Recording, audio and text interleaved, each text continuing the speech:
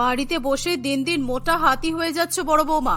নিজের ওজনের কোনো খেয়াল আছে? এমন মোটা হয়েছো যে আমাকে এখনো নাতি নাতনির সুখ দিতে পারছো না, তার উপর সারা দিন বাড়িতে বসে থাকো। আর আমার ছেলের টাকায় এবেলা ওবেলা চিবিয়ে চিবিয়ে খাবার গেল। আপনি এরকম করে কেন কথা বলছেন? আমি জানি আমি মোটা, তাই বলে আমাকে প্রত্যেকদিন কথা শোনানোর কিছু নেই। আর আমি সারাদিন সংসারে কাজ করি বলে বাইরে কোনো কাজ করতে পারি না। কিন্তু আপনি যদি বলেন যে আপনার ছেলের টাকা ধ্বংস না করতে, তাহলে আমি আর আপনার ছেলের টাকাই খাবো না। আমার ছেলের টাকায় না খেলে তুমি কার টাকায় খাবে শুনি? তোমার বাবা মা নাকি তোমাকে বিয়ের আগে অনেক লেখাপড়া শিখিয়েছে, তাই কালকে থেকে তুমিও বাইরে যাও। তোমার পড়ালেখা ভাঙিয়ে সংসারে রোজগার করে নিয়ে এসো, যাও। কারণ তোমার এই মোটা মুখ আমি বাড়িতে নিজের চোখের সামনে আর সহ্য করতে পারছি না। শাশুড়ি মায়ের এমন অপমান শুনে প্রিয়া কাঁদতে কাঁদতে ঘরে চলে যায়। প্রিয়া বরাবরই একটু নাদুস নুদুস প্রকৃতির ছিল, কিন্তু বিয়ের পর সে আরো যেন ভীষণ পরিমাণে মোটা হয়ে যায়। এরকম মোটা হওয়ার কারণে তার সন্তান হতেও সমস্যা হয়, আর সেই জন্য তার শাশুড়ি মা সবসময় তাকে খারাপ খারাপ কথা শোনায়। কিন্তু এবার প্রিয়া তার সহ্য ক্ষমতা হারিয়েছে, তাই সে আর সারাদিন বাড়িতে থেকে অপমান সহ্য করতে পারে না। তাই সে যে বিষয়ে পারদর্শী সেই বিষয়ে কাজ খুঁজতে বেরিয়ে পড়ে। অর্থাৎ তার জীবনে বরাবরই স্কুলে শিক্ষিকা হওয়ার স্বপ্ন ছিল, আর সেই কারণেই প্রিয়া মডার্ন হাই স্কুলে গিয়ে ইন্টারভিউ দেয়। সবই তো বুঝতে পারছি ম্যাডাম, কিন্তু আপনাকে আমরা টিচার হিসেবে রাখতে পারবো না, কারণ আপনি অনেকটাই মোটা। আর আমাদের এরকম প্রাইভেট ইংলিশ মিডিয়াম স্কুল এরকম একটা মোটা টিচার কখনোই মানায় না। সমস্ত ছাত্রছাত্রীদের মনে একটা খারাপ প্রভাব পড়বে। একটু গ্ল্যামারের বিষয়টাও মাথায় রাখতে হবে, এই আর কি। এ আবার কেমন কথা স্যার? আমি বাচ্চাদেরকে পড়াবো, সেখানে গ্ল্যামার কোথা থেকে আসছে? কারণ আমার শিক্ষকতাই হলো আমার পরিচয়। সুতরাং আমি মোটা হই বা রোগা হই তার সঙ্গে তো পড়ানোর কোনো সম্পর্ক নেই। না না, আমি সে কথা বলছি না। মানে আপনার মতো এত মোটা খারাপ দেখতে শিক্ষিকা যদি ক্লাসের টিচার হয়, তাহলে বাচ্চাদের ক্লাস করতে মন বসবে না। এসব অহেতুক কথাবার্তা শুনি প্রিয়া কি করবে কিছুই বুঝে উঠতে পারে না। কিন্তু তার স্কুলে শিক্ষকতার কাজটা ভীষণ পরিমাণে দরকার ছিল, তাই সে প্রিন্সিপাল স্যারের কাছে অনুনয় বিনয় করতে শুরু করে। স্যার প্লিজ, এই কাজটা আমার ভীষণ দরকার। আমি আপনাদেরকে কথা দিচ্ছি যে আমি বাচ্চাদের এত ভালো পড়াবো যাতে আমার মোটা শরীর ওদের পড়াশোনার পথে কোনো বাধা হয়ে না দাঁড়াতে পারে। এই আপনি কি করছেন? না না, আপনাকে আমার পায়ে পড়তে হবে না। ঠিক আছে, আপনি যখন এত করে বলছেন তাহলে আমি আপনাকে ক্লাস টিচার হিসেবে রাখতে পারি, তবে আমি আপনাকে অন্যান্য শিক্ষকদের তুলনায় কম মাইনে দেবো। তাতে আপনি রাজি তো? প্রিন্সিপাল স্যারের এমন কথা শুনে প্রিয়া আর কোন রকমের কিন্তু করে না। সে কম মাহিনাতেই শিক্ষকতা করতে রাজি হয়ে যায়। এই মোটকি মহিলার ট্যালেন্ট আছে, সুতরাং কম মাইনে দিয়ে ক্লাস 7 এর জীবন বিজ্ঞান বিষয়ে টিচার বানিয়ে দেবো। ফলে আমি আরো বেশি বেশি টাকা ইনকাম করতে পারবো, আর একে একটা টাকাও বেশি দিতে হবে না। প্রিন্সিপালের এমন অভিসন্ধি বোঝা সত্ত্বেও প্রিয়ার কিছু করার থাকে না। পরের দিন সকালবেলা মোটা প্রিয়া সংসারের সমস্ত কাজ করে দৌড়ে দৌড়ে কোনো মতে স্কুলে গিয়ে পৌঁছায়। ইতিমধ্যে ক্লাসের ফার্স্ট বেল পড়ে যায়। ইস, প্রথম দিনে আমি লেট হয়ে গেলাম। এরকম দৌড়ে দৌড়ে স্কুলে আসতে গিয়ে আমি হাঁপিয়ে গেছি। হাই কপাল, মনে হচ্ছে এক্ষুনি আমার শরীর থেকে প্রাণটা বেরিয়ে যাবে। এভাবে কর্মক্লান্ত অবস্থায় প্রিয়া তার ক্লাস খুঁজতে শুরু করে দেয়। কিন্তু মডার্ন হাই স্কুল অনেক বড় হওয়ায় আর সেই স্কুলের মধ্যে অনেকগুলো ক্লাস থাকায় সে কিছুতেই নিজের ক্লাসরুম খুঁজে পায় না। ঠিক এমন সময় স্কুলের কেয়ারটেকার রত্না স্কুলের বারান্দা দিয়ে হেঁটে যায়, আর তখনই তার চোখ পড়ে প্রিয়ার উপর। বাবা, এই টুনটুনি মাসিটা কে? মনে পড়েছে, প্রিন্সিপাল দাদাবাবু বলেছিল আমার কাজের সহায়তার জন্য একটা নতুন মাসি রাখবে। আমার মনে হয় এই মোটাটা স্কুলের মাসি হিসেবেই জয়েন করেছে। কিন্তু এরকম করে ঘুরে বেড়াচ্ছে কেন? যাই, ভালো করে গিয়ে ধমক দিয়ে আসি। এই বলে রত্না রাগী মুখে প্রিয়ার সামনে গিয়ে দাঁড়ায়। এই মুটকি টুনটুনি মাসি, তুমি এখানে কি করছো? প্রথম দিন কাজে এসে ফাঁকি দেওয়ার চেষ্টা করছো? যাও গিয়ে স্কুলের বাথরুম পরিষ্কার করো, কারণ এরপরে যখন বাচ্চারা বাথরুমে যেতে চাইবে তখন কিন্তু বাথরুম আরো নোংরা হয়ে যাবে। এইসব কি ফালতু কথা বলছো তুমি? আর আমি মুটকি টুনটুনি মাসি নই, আমি ক্লাস 7 এর ক্লাস টিচার। নতুন শিক্ষিকা হয়ে স্কুলে জয়েন করেছি, কিন্তু প্রথম দিনে আমি নিজের ক্লাসরুম খুঁজে পাচ্ছি না বলে এদিক ওদিক ঘুরে বেড়াচ্ছি। প্রিয়ার কথা শুনে রত্না ভীষণ পরিমাণে ভয় পেয়ে যায়, কারণ এখন যদি প্রিয়া ম্যাডাম প্রিন্সিপাল স্যারের কাছে গিয়ে রত্নার নামে অভিযোগ করে তাহলে রত্নার কাজটাই চলে যাবে। ভুল হয়ে গেছে ম্যাডাম, আমি বুঝতে পারিনি। আর ক্লাস 7 এর ক্লাস ঘরটা 2 তলায়, আপনি 2 তলাতে চলে যান, একেবারে সিঁড়ির মুখে আপনার ক্লাসরুমটা দেখতে পাবেন। আচ্ছা ধন্যবাদ, এবার যাও তুমি। এই বলে প্রিয়া তাড়াহুড়ো করে লিফট খুঁজে না পেলে সিঁড়ি দিয়েই 2 তলায় উঠে পড়ে। কিন্তু 2 তলাতে উঠে যাওয়ার পরও সে সপ্তম শ্রেণীর ক্লাসরুম খুঁজে পায় না। তাই সে বুঝতে পারে রত্না আবার তার সঙ্গে মজা করেছে। লিফট খারাপ থাকায় প্রিয়া কোনো মতে ক্লাসরুম খুঁজতে খুঁজতে 5 তলায় উঠে পড়ে এবং সে সেখানে 7ম শ্রেণী দেখতে পায়। এই দেখে প্রিয়া হাঁপ ছেড়ে বাঁচে। সে তাড়াতাড়ি করে নিজের ক্লাসরুমে ঢুকে পড়ে। গুড মর্নিং স্টুডেন্টস, আমার নাম প্রিয়া আর আজকে থেকে আমি তোমাদের লাইফ সায়েন্স ক্লাসের টিচার। আমি আজকেই তোমাদের শিক্ষিকা হিসেবে এই মডার্ন হাই স্কুলে জয়েন করেছি। প্রিয়া এসব কথা বলতে না বলতেই সকল ছাত্রছাত্রীরা তার উপর ভীষণ পরিমাণে হেসে ওঠে।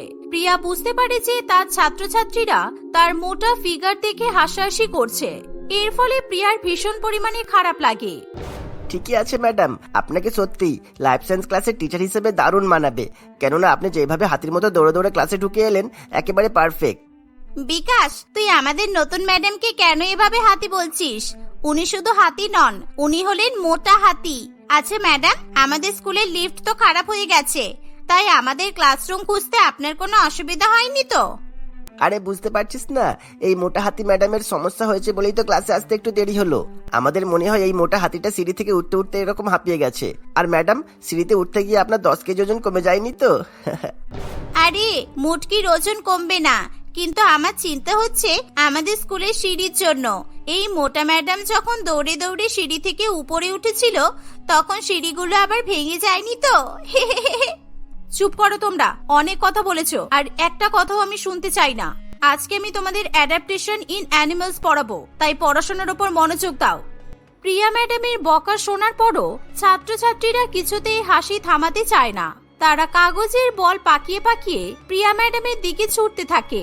প্রিয়া ম্যাডাম একেবারে অতিষ্ঠ হয়ে চেয়ারের উপর বসে পড়ে।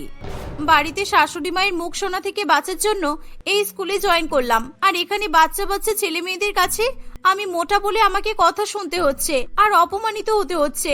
আমার আর এসব ভালো লাগে না। আমার মনে হয় মোটা মহিলাদের পৃথিবীতে বেঁচে থাকার কোনো অধিকারই নেই।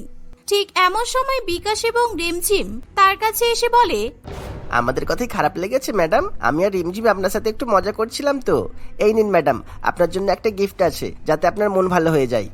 বিকাশ এবং রিমঝিমের কথা শুনে প্রিয়া ম্যাডামের মনটা একটু ভালো হয়। আর সেই মুহূর্তে প্রিয়া ম্যাডাম বিকাশের হাত থেকে একটি কাগজের টুকরো নিয়ে নেয়। এর মধ্যে কি আছে? তোমরা দুজনে মিলে আমার জন্য কিছু ড্রয়িং করেছো? একবার কাগজটা খুলে দেখুন ম্যাডাম, তাহলে আপনি বুঝতে পারবেন এতে কি আছে। আমরা আপনার জন্য রং পেন্সিল দিয়ে সরি লিখে নিয়ে এসেছি। সত্যি আমাদের আপনাকে মোটা বলে খেপানো একদম উচিত হয়নি। বিকাশ এবং রিমঝিমের এরকম ভালো ভালো কথাবার্তা একেবারে প্রিয়ার মন পর্যন্ত গিয়ে পৌঁছায়। সুতরাং সে গদগদ হয়ে কাগজটা খুলে দেখে। সেই কাগজের মধ্যে একটা মোটা হাতি আঁকা ছিল আর তার নিচে লেখা ছিল মোটকা টুনটুনি প্রিয়া ম্যাডাম। এরকম হাতি আঁকা এবং লেখা দেখে প্রিয়া ম্যাডামের চোখে জল চলে আসে। কিন্তু প্রিয়াকে কাঁদতে দেখে ছাত্রছাত্রীরা ভীষণ পরিমাণে মজা পায়। মুটকি হাতি কেঁদেছে, মুটকি হাতি কেঁদেছে। কাল থেকে যেন আমাদের ক্লাস 7-এ আপনাকে আর না দেখি, কারণ আমরা এরকম মোটা ম্যাডামের কাছে কিছুতেই জীবন বিজ্ঞান পড়বো না। এই সবাই চল, আমাদের ক্লাস শেষ হয়ে গেছে। এই বলে সকল ছাত্রছাত্রীরা ক্লাস থেকে দৌড়ে বেরিয়ে যায়। সেদিন আর প্রিয়া বাচ্চাদেরকে কোনো বিষয়ই পড়াতে পারে না, কিন্তু সে পরিস্থিতির কাছে হার মানে না। পরের দিন সে আবার মডার্ন হাই স্কুলে চলে যায়। দ্বিতীয় দিনে সে নির্দিষ্ট সময়ের আগে স্কুলে এসে পৌঁছায়। তাই সে সবার প্রথমে স্টাফ রুমের দিকে যায়। সেখানে খুবই সুন্দরী সুন্দরী রোগা শিক্ষিকারা বসে থাকে। প্রিয়া ম্যাডামকে দেখে তারাও হাসাহাসি করতে শুরু করে। ওই দেখো, এই মুটকিটা মনে হয় ক্লাস 7-এর ক্লাস টিচার হিসেবে জয়েন করেছে। ইসকে বিচ্ছিরি মোটা, আমাদের এত ভালো গ্ল্যামারের স্কুলে এরকম মোটা টিচার একদম মানায় না। এরকম ঋণাত্মক কথাবার্তা প্রিয়ার কানে গিয়ে পৌঁছায়, কিন্তু তবুও সে কোনো প্রতিবাদ না করে দাঁড়িয়ে থাকে। আর প্রিয়া যখন চেয়ারের উপর বসতে যাবে তখন রবি ম্যাডাম ইচ্ছা করে চেয়ারটা সরিয়ে দেয়। এর ফলে মুটকি প্রিয়া ধপ করে মাটিতে পড়ে যায়। ওরে বাবা গো, আমার কোমরটা ভেঙে গেল। উফ বাবা, তুমি তো দেখছি নিজের ওজনের ভারে নিজেই পড়ে যাচ্ছ। কি অবস্থা? আচ্ছা, তোমার ওজন কত হবে? আমার আন্দাজ মোটামুটি 500 কেজি তো হবেই। আমার ওজন 500 কেজি হোক কিংবা 1000 কেজি, তাতে আপনাদের কি? আমার মোটা ওজন নিয়ে আমি যথেষ্ট কমফোর্টেবল। আর আমি ভালো করেই জানি যে আপনি ইচ্ছা করেই আমার বসার চেয়ারটাকে সরিয়ে দিয়েছেন। মনে রাখবেন, আপনিও এই স্কুলের টিচার আর আমিও এই স্কুলের টিচার। আপনাকে দেখে মনে হচ্ছে যেন বাঁশের কাঠির গায়ে একটা শাড়ি জড়ানো। সুতরাং আপনি আগে নিজের শরীরের দিকে খেয়াল করুন, তারপর আমার ওজন নিয়ে চর্চা করতে বসবেন। প্রিয়ার এমন দীপ্ত কণ্ঠে প্রতিবাদ শুনে রুবি ম্যাডাম একেবারে চুপ করে যায়। প্রিয়া তখনই স্টাফ রুম থেকে বেরিয়ে ক্লাসের উদ্দেশ্যে রওনা দেয়, কিন্তু সেদিন ক্লাসে আর কোনো ছেলে মেয়ে থাকে না। এভাবে দেখতে দেখতে কিছুদিন কাটে। প্রিয়ার ক্লাসে কখনোই কোনো ছাত্রছাত্রী এসে বসতে চায় না। এভাবে দেখতে দেখতে কিছুদিন কাটে। একদিন বিকাশ, এই মুটকি প্রিয়া ম্যাডামটা খুব টেরা। দেখছি ক্লাসে কোনো ছাত্রছাত্রী হচ্ছে না, তবুও প্রত্যেকদিন ক্লাসে আসছে। তোকে কোনো একটা ব্যবস্থা করতেই হবে যাতে এই ম্যাডাম আর জীবনে আমাদের ক্লাসে আসতে না পারে। তুই এত চিন্তা করিস না, আমার মাথায় একটা দারুণ প্ল্যান আছে। আজকে ওই মুটকি প্রিয়া ম্যাডাম ক্লাস করতে আসুক, আমি ওকে মজা দেখাচ্ছি। এই বলে বিকাশ 5 তলা সিঁড়িতে লুকিয়ে থাকে, আর তাকে দেখে রেমঝিম সিঁড়ির পেছনে লুকিয়ে পড়ে। মুটকি প্রিয়া ম্যাডাম যখন হাঁপাতে হাঁপাতে ক্লাস করানোর জন্য 5 তলাতে ওঠে, তখন ইচ্ছা করে বিকাশ ভয় দেখাতে ধাপ্পা বলে প্রিয়া ম্যাডামকে ভয় দেখিয়ে দেয়। ধাপ্পা, মুটকি ভূত ধাপ্পা। রিমঝিম বিকাশকে অনুসরণ করে, ফলে প্রিয়া ম্যাডাম ভীষণ পরিমাণে ভয় পেয়ে যায়। সে নিজের ওজন সামলাতে না পেরে সিঁড়ি থেকে হুড়মুড় করে নিচের দিকে পড়ে যায়, আর সেই মুহূর্তে প্রিয়া ম্যাডাম মাথা ফেটে অজ্ঞান হয়ে পড়ে। কিন্তু এই দৃশ্য দেখে বিকাশ এবং রিমঝিম দুজনেই ভীষণ পরিমাণে ভয় পেয়ে যায়, তাই তারা দৌড়ে সেখান থেকে পালায়। এই ঘটনা জানাজানি হয়ে গেলে সবাই মিলে প্রিয়া ম্যাডামকে ধরে নিকটবর্তী হাসপাতালে ভর্তি করে, আর সেই সাথে তার পরিবারের সকলকে জানিয়ে দেয়। আমি ওনার কপালের অপারেশন করে সেলাই করে দিয়েছি, আর মাথায় ব্যান্ডেজ বেঁধেও দিয়েছি। আর সিঁড়ি থেকে পড়ে যাওয়ার ফলে প্রিয়ার পা মুচকে গেছে, তাই ওনাকে এখন 2 মাস বেড রেস্টে থাকতে হবে। কিছুক্ষণের মধ্যে প্রিয়ার জ্ঞান ফিরে আসে, কিন্তু বিকাশ এবং রিমঝিম মনে মনে ভাবে যে প্রিয়া ম্যাডাম প্রিন্সিপাল স্যারের কাছে তাদের নামে অভিযোগ করবে, আর তাদের দুজনকে হয়তো স্কুল থেকে পুরোপুরিভাবে তাড়িয়ে দেওয়া হবে। কিন্তু তাদের প্রিয়া ম্যাডাম একেবারেই সেটা করে না। তোমরা ভয় পেও না বিকাশ আর রিমঝিম, আমি তোমাদের নামে অভিযোগ করব না, কিন্তু তোমরা আমার জীবনের অনেক বড় ক্ষতি করেছো। তোমরা এখন অনেক ছোট, তোমাদের নিজেকে যে করেই হোক শুধরে নিতে হবে, কারণ কখনো কোনো মানুষকে তাদের চেহারার উপর ভিত্তি করে অপমান করা উচিত নয়। যদি পরবর্তীকালে তোমরা এরকম করো তাহলে তোমাদেরই ক্ষতি হবে, কারণ আমি ভালো বলে তোমাদেরকে কোনো শাস্তি দিচ্ছি না, কিন্তু সব শিক্ষিকারা আমার মতো ভালো নয়। আমায় ক্ষমা করে দেবেন ম্যাডাম, আমরা আর কখনো এরকম ভুল করব না। এরপর থেকে আমরা প্রত্যেক ছাত্রছাত্রীরা আপনার ক্লাস করব। আপনি খুব ভালো ম্যাডাম, আপনি আমাদেরকে ক্ষমা করে দেবেন। এভাবে 2 মাসের মধ্যে প্রিয়া ম্যাডাম আবার আগের মতো সুস্থ হয়ে স্কুলে জয়েন করে। এখন আর তার সঙ্গে কখনো কোনো স্কুলের কর্তৃপক্ষ কিংবা ছাত্রছাত্রীরা কোনো রকমের খারাপ ব্যবহার করে না। তাকে কখনো নিজের মোটা ফিগারের জন্য খারাপ কথা শুনতে হয় না। এভাবে প্রিয়া ম্যাডাম হাসি খুশি তার শিক্ষকতার জীবন কাটাতে থাকে। তিতলি তার মা চুমকি দেবীর সঙ্গে বাস করত। চুমকি দেবী একটা প্রাইভেট সেক্টরে চাকরি করত। তিতলি উচ্চ মাধ্যমিক পাশ করে সবে সবে কলেজে ভর্তি হয়েছিল। তিতলি দেখতে ভীষণ সুন্দরী ছিল। যেমনই সুন্দর তার নাক নকশা, তেমনই ফর্সা গায়ের রং এবং তার উচ্চতাও ছিল অনেক বেশি। সেই সঙ্গে তিতলির কোমরে একটা বড় কালো তিল ছিল।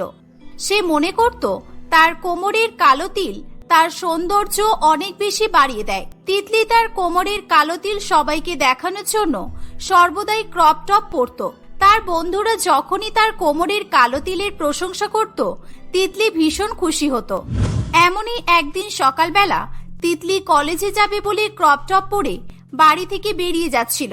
তখনই তার মা তাকে দেখে বলে, আরে আরে এই মেয়ে দাঁড়া, আরে বাবা দাঁড়া বলছি, এরকম হনপন করে বেরিয়ে যাচ্ছিস যে? আরে কি হলো কি মা, আজকে তো আমি কিছুই ভুলে যাইনি, ব্যাগে সবকিছুই গুছিয়ে নিয়েছি, আর আমি ব্রেকফাস্টও করেছি, তাহলে শুধু শুধু পেছন থেকে আমাকে ডাকছো কেন? ডাকছি কেন? তুই ঠিক মতো জামা পরা ভুলে গেছিস। এরকম অর্ধেক জামা পরে কোথায় যাচ্ছিস তুই? মা, তুমি কি আমার সঙ্গে মজা করছো? এটাকে অর্ধেক জামা বলে না, এটাকে ক্রপ টপ বলে। হ্যাঁ, এটাকে ক্রপ টপ বলে, আমি খুব ভালো মতোই জানি। আমি তোকে কতবার বলেছি এরকম ছোট ছোট জামা কাপড় পরা বন্ধ কর। আর এখন তো শীতকাল, শীতকালে এই টপটা পরেছিস, তার উপরে একটা জ্যাকেট বা সোয়েটার পর, তারপর বাড়ি থেকে যাবি। শীতকাল তাতে কি হয়েছে মা? আমার তো ঠান্ডা লাগছে না, আর আমি এর উপরে জ্যাকেট পরলে আমার কোমরের তিলটা যে ঢাকা পড়ে যাবে। আমি কিছুতেই আমার কোমরের তিলটা ঢাকতে চাই না মা। তুমি জানো না কোমরের তিলের জন্য সবাই আমার কত প্রশংসা করে। আমি সব জানি, আর আজকাল রাস্তাঘাটে এরকম ছোট জামা পরে কোমরের তিল দেখিয়ে ঘুরে বেড়ানো ভালো নয়, আমি এটাও জানি। রাস্তার ভণ্ড ছেলেরা টোন টিটকারি মারার জন্য সবসময় তৈরি থাকে। তোকে আমি বুঝিয়ে বুঝিয়ে ক্লান্ত হয়ে পড়েছি। আজকে আমি কিছুতেই তোকে ক্রপ টপ পরে বাইরে যেতে দেব না। আরে এই তিলটা তো আমাকে উপরওয়ালা দিয়েছে।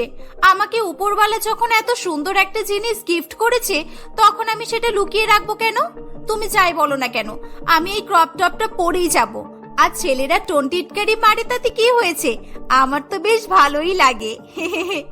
বেয়াদব মেয়ে, দিন দিন নির্লজ্জ হয়ে যাচ্ছিস তুই। ছেলেরা তোর পেছনে লাগে, তোর এতে ভালো লাগে? আর আমি যে সবসময় তোকে নিয়ে চিন্তায় থাকি, তোকে ছাড়া আমার আর কে আছে বলতো?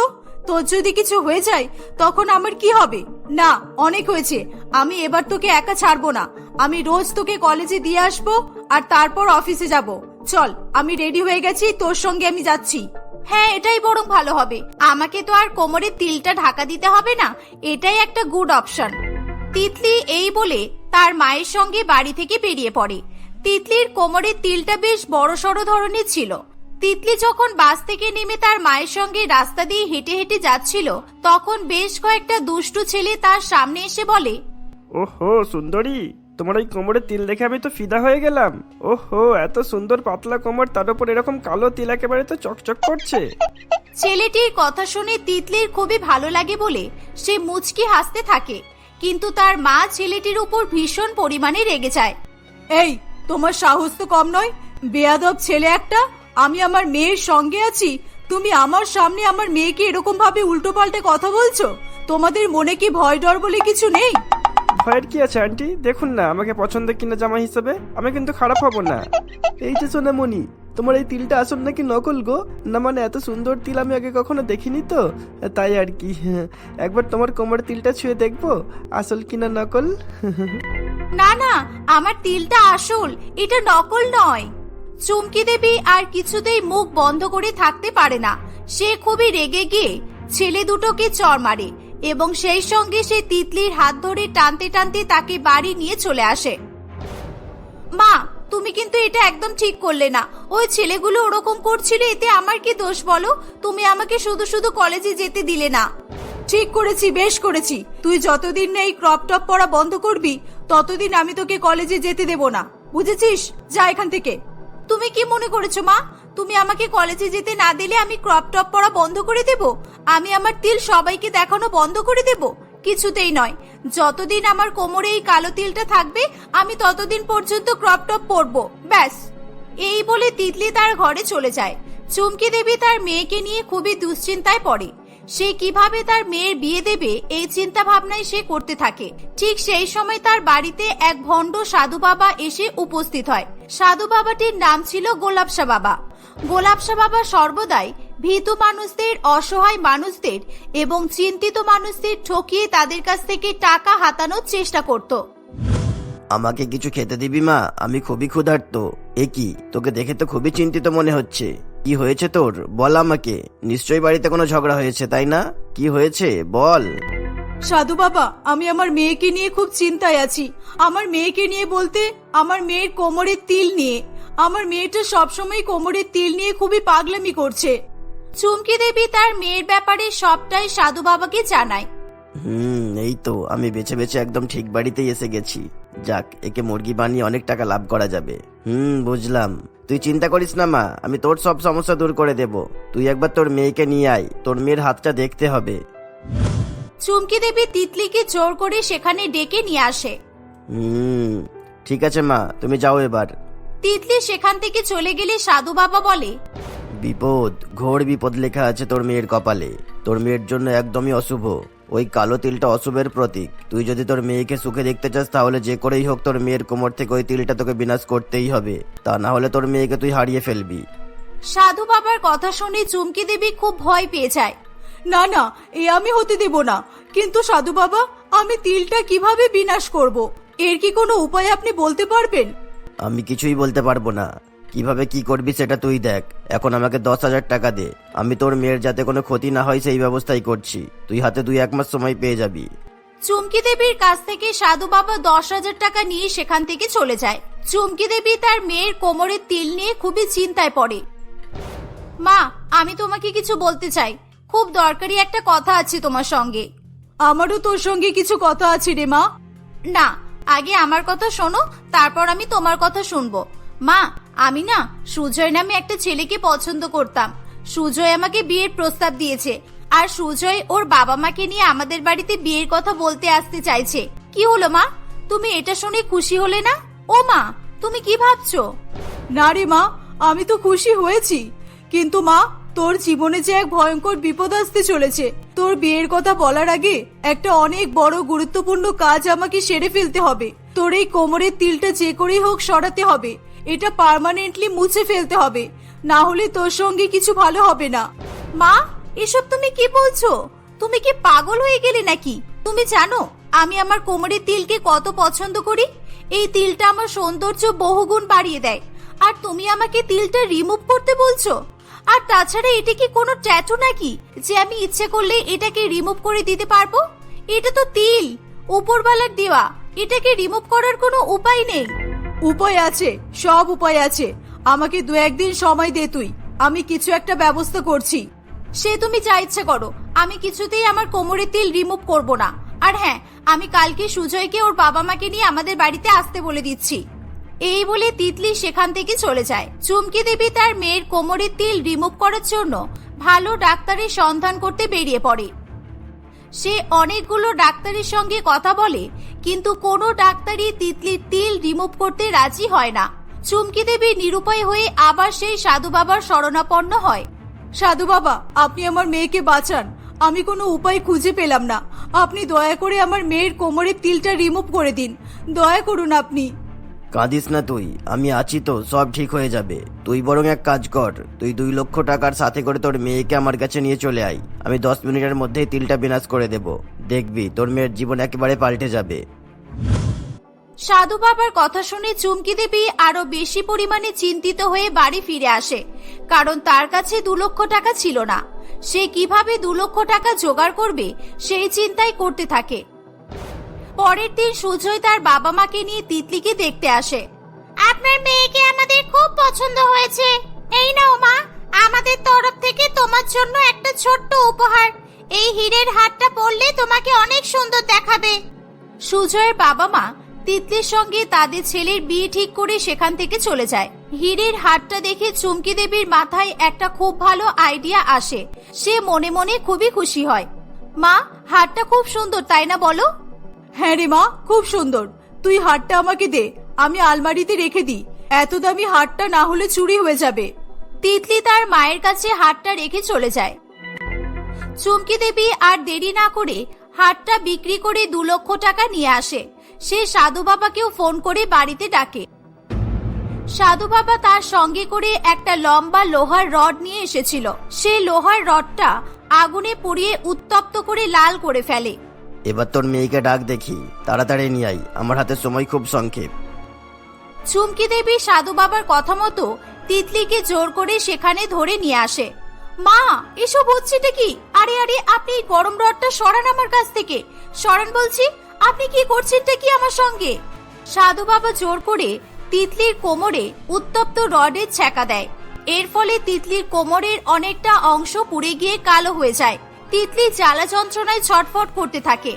সাধু বাবা তার 2 লক্ষ টাকা নিয়ে সেখান থেকে পালিয়ে যায়। মা, এটা তুমি কি করলে? আমাকে কষ্ট দিয়ে তোমার খুব ভালো লাগছে, তাই না? না রে মা, আমি যা করেছি তোর ভালোর জন্যই করেছি। এছাড়া আর যে কোনো উপায় ছিল না। দেখবি এবার তোর সঙ্গে সব ভালো হবে। তোর কোমরে আর তিলটা নেই। ঠিক সেই সময় সেখানে সুজয় চলে আসে। তিতলির কোমরের পুড়ে যাওয়া অংশ দেখে সুজয় খুব রেগে যায়। এ কি তিতলি, তুমি এটা কি করেছো? তোমার কোমরে তিল কোথায়? তুমি তিলটা পুড়িয়ে দিয়েছো কেন? আমি তোমাকে আর বিয়ে করতে পারবো না। আমি তোমার কোমরে তিল দেখেই তো তোমার প্রেমে পড়েছিলাম। এখন যখন সেই তিলটাই নেই, তখন তোমাকে বিয়ে করে কি লাভ বলো? মা, তুমি যে বললে তিল রিমুভ করে দিলে আমার সঙ্গে ভালো হবে। সুজয় আমাকে বিয়ে করবে না বলছে।